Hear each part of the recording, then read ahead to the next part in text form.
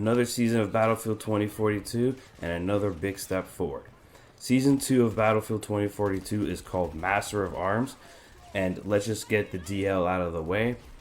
What do you get in this update? First and foremost, the obvious one is the map. The map itself is similar to what Operation Metro was in BF3, where the main meat and potatoes is the ship, and it's focused on infantry combat, and then you have an outer section around the ship that goes across both sides, where obviously vehicles will have a place over there. But this map, generally speaking, is more infantry focused because majority of the action will take place within the ship. The one thing I do like about this map is the overall flow. On Conquest, you got 2 points on either side that are on the outside of the ship, and then 2 points inside of the ship. So it really does a good job of flowing the action, because regardless of where you spawn, you'll start from one side and you kind of funnel towards the ship. You can't help it. You'll want to go into the ship. So it gives the map a good flow, which is what really was a big issue with the original maps, especially in Conquest. We also get 3 new weapons. An SMG, an AR/SMG. It's a hybrid gun. Okay, not the greatest. You have an LMG, which is probably the best weapon out of the crop. And then you have a sidearm, which, quite frankly, there's no point using any other sidearm but this new one, because the sidearm that you get in this update is essentially like a P90, but as a sidearm. It's really helpful in close range.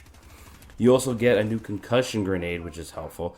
And of course, let's not forget the new specialist. The specialist itself, I think he's okay. I think he's better for attack defense scenarios. So on breakthrough or rush, where you're basically, one defending or attacking. Whereas in Conquest, because you can get attacked from anywhere and flanks are far more prominent, I feel that his utility, his little sentry turret that is manned, you can easily get killed from behind in Conquest, whereas when you play Rush or Breakthrough, it's a little bit easier to use because enemies can only really come from the one side.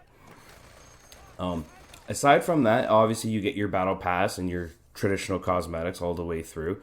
Some of the cosmetics are cool. I know one of the skins, it looks like you got Rambo, I guess. I don't know, it was weird. It's your prototypical cosmetics. It's what you expect for a Battle Pass.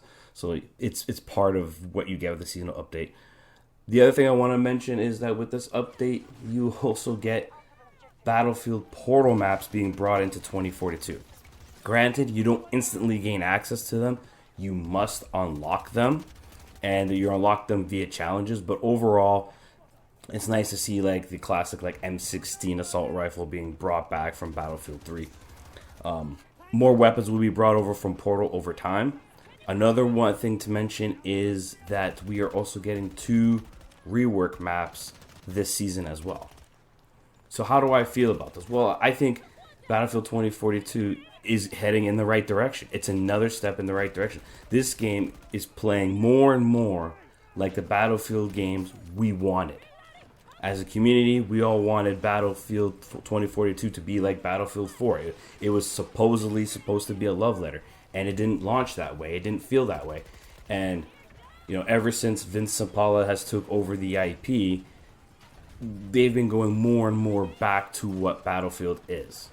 And this update really makes the game feel like Battlefield.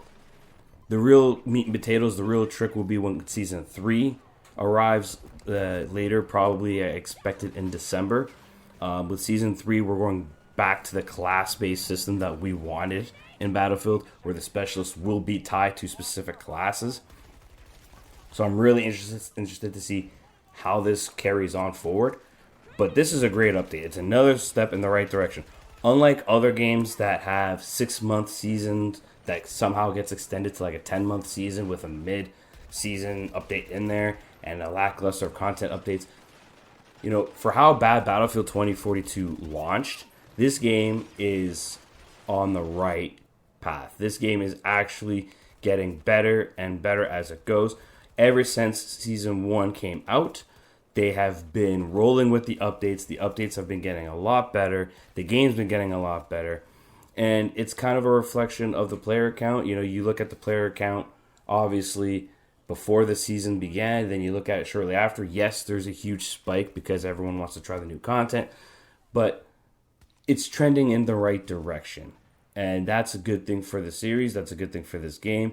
Hopefully, EA doesn't abandon it like they did with other titles, BF5 as well as Battlefront 2. But there's hope for this game. Granted, we should not forget that it launched in a terrible state, but this is a great season update. This is a great step. And much like I encouraged people with Season 1, I encourage people with Season 2. Give the game a shot. You know, or if you're still hesitant, I would say at least wait for Season 3. When Season 3 arrives and they go back to the full class-based system and the specialists themselves are then tied to classes, I think that's when the game could very well start hitting its stride, which will be just about a year after it launched. But we'll have to wait and see. But overall, I like this update. I like the map. I like the weapons. I like the direction. Now let's hope they can keep it going. Vince Zampella so far has done a fantastic job since he took over the IP. So hopefully Battlefield 2042 can regain the trust of the fans and turn this game around and become the Battlefield game we hoped it would be. This is Veteran Gamer, and I hope to see you guys next time.